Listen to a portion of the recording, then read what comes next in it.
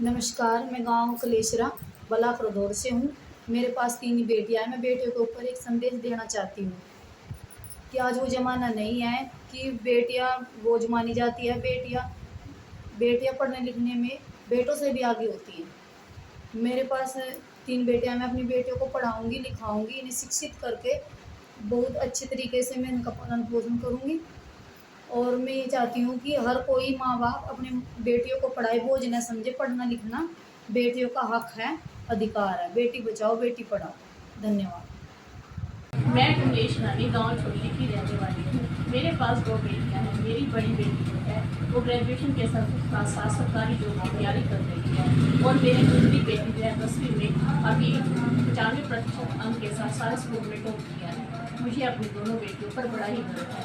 जब मेरे पास सेकंड बेटी हुई थी तो मुझे थोड़ा सा दुख हुआ था, लेकिन मेरे सास ससुर ने मुझे उस समय यही कहा था कि ये बेटियाँ जरा समय आने पर नाम रोशन करेगी, इनको खूब पढ़ाना, खूब ही करना।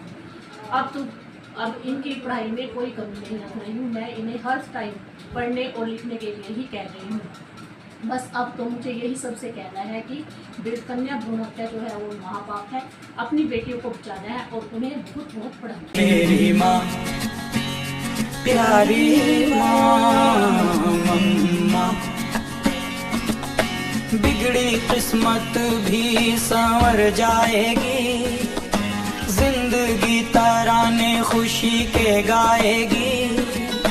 तेरे होते किसका डर, तू दुआओं का है घर।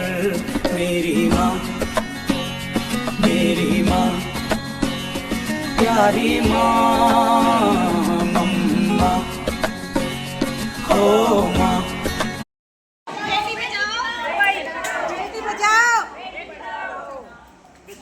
बेटी पढ़ाओ।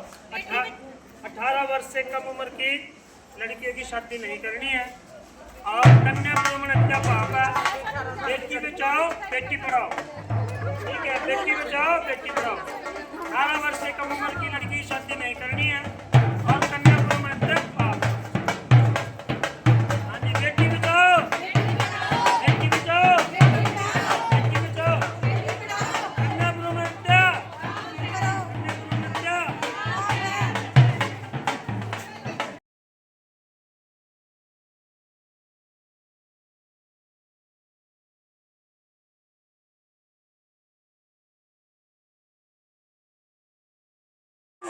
पढ़ लिख कर बेटियां खूब तरक्की पाएंगी।